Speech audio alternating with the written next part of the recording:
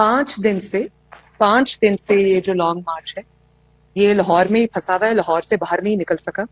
और कल हम ये सुन रहे थे कि ये लॉन्ग मार्च जो है वो अभी 9-10 दिन में भी नहीं पहुंचेगा इस्लामाबाद। तो भाई जब आप 3 बजे दोपहर को शुरू करके शाम को 6 बजे लॉन्ग मार्च खत्म कर देंगे, वो तो महीना नहीं पहुंचेगा।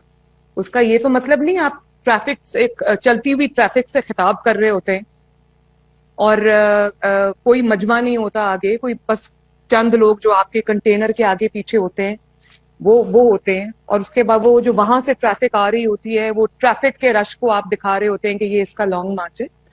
तो भाई इस तरह तो एक महीना भी लॉन्ग मार्च नहीं पहुंचेगा, क्योंकि 2-3 घंटे रोज लॉन्ग मार्च एक वो ऐसी कोई एक्टिविटी है, 2-3 घंटे बाद वो खत्म हो जाती है।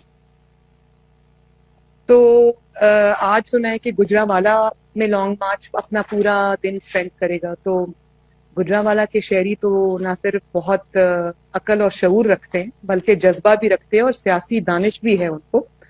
तो गुजरांवाला के शहरियों को मैं ये जरूर कहूंगी कि जो घंटा घर है उनका वहां पर, उस पे जरा जो घंटा घर पे घड़ी लगी हुई है उसकी जरा हिफाजत करें, क्योंकि घड़ी चोर जो है वो गुजरांवाला में फिर रहा है।